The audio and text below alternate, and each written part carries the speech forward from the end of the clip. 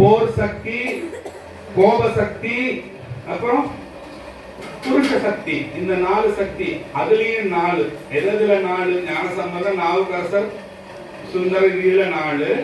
சரியை, கிரியை, யோகம், ஞானம், இதுல 4 சக்தி. இப்போ என்னென்ன சக்தி? அருள் சக்தி, போர் சக்தி, கோப சக்தி, புருஷ சக்தி. அருள் சக்தியா இருக்கிறது பார்வதி.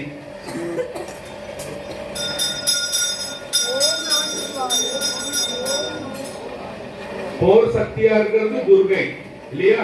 கோப சக்தியா இருக்கிறது காளி. புருஷ சக்தியா இருக்கிறது மகாவிஷ்ணு. இதெல்லாம் கேளுங்க. போர் சக்தியா இருக்கிறது துர்கைன்னு சொன்னேன். கோப சக்தியா இருக்கிறது காளின்னு சொன்னேன். புருஷ சக்தியா இருக்கிறது பாத்தீங்கன்னா விஷ்ணுன்னு சொன்னேன். அதனாலதான் நிறைய சிவன் கோயில்ல போனீங்கன்னா விஷ்ணு இருப்பாரு. எந்தெந்த கோயில்லாம் இருப்பாரு? ஒரு 2 கோயில் யாராவது உங்களுக்கு ஞாபகம் என்று சொல்லுங்க பார்ப்போம். நீங்க போன கோயில்ல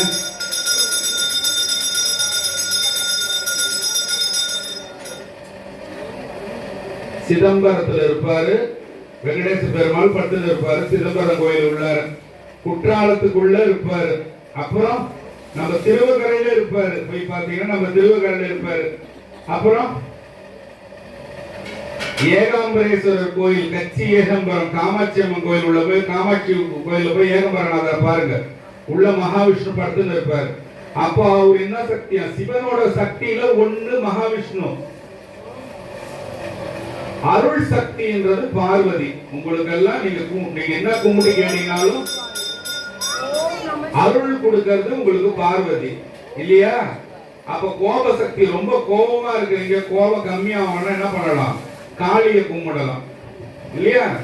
புருஷ சக்தி துணையா இருக்கணும் உங்களுக்குன்னா, அதனாலதான் எல்லாரும் திருப்பதியில போய் காசை கொட்டுறது.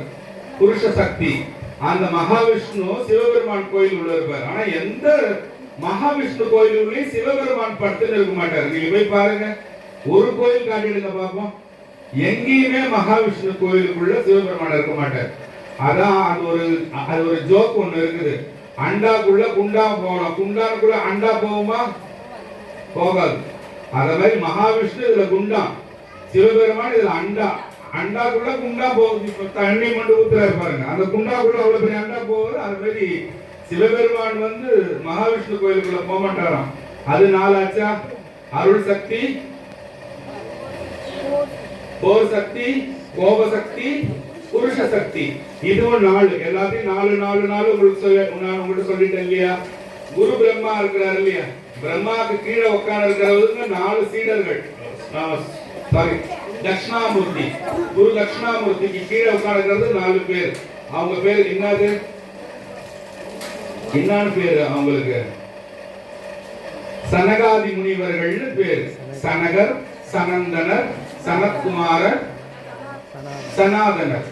சனகர், சனாதனர், சனத்குமாரர், வேற சனாதனர். இந்த 4 பேரும், இந்த 4 பேருமே என்னது? அப்ப என்னன்னா 4 சொன்ன, சரியை, கிரியை, யோகம், ஞானம் சொன்ன 4, சக்தி சிவபெருமானோட சக்தி 4 சொன்ன, திசைகள் 4 சொன்ன, அப்புறம் குரு தட்சிணாமூர்த்தியோட சீடர்கள் 4 பேர்.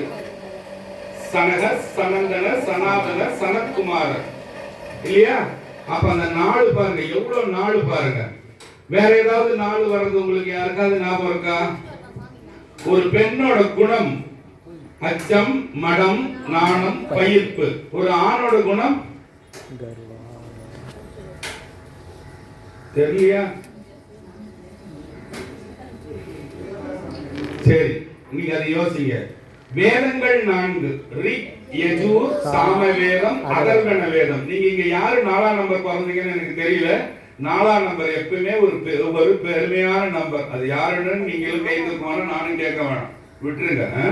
ஏன்னா 4 படைகள் 4: ரத, கஜ, துரக, பதாதி. 4 படை. என்னென்ன படை? தேர்ப்படை, குதிரை படை, யானை படை, காலால் படை. 4 ஆச்சா? எவ்வளவு 4 இல்லையா? இப்போ எழுத்துக்கள் 4: உயிர் எழுத்து, மெய் எழுத்து, உயிர்மெய் எழுத்து, ஆயுத எழுத்து.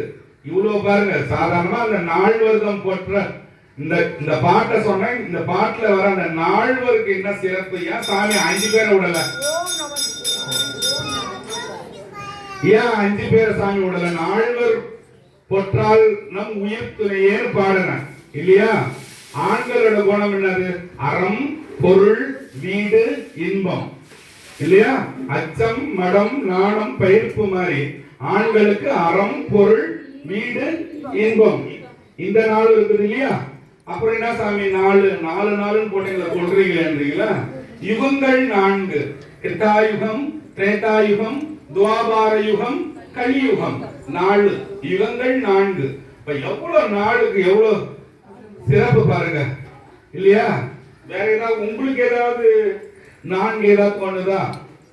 எனக்கு 4ஆம் நம்பர்னா என்ன சாமி 4ஆம் நம்பர் என்ன தோணுது? என்ன போட்டு எங்களை போட்டு தொலை பண்றீங்களா? ஆமா, ஏதாவது ஒண்ணு யாராவது? சிவபெருமானுக்கு பிள்ளைகள் 4. எல்லாரும் சொல்றதெல்லாம் 2 புள்ளைன்னு சொல்லி விநாயகர் முருகரை மட்டும் போட்டோல வைப்பீங்க.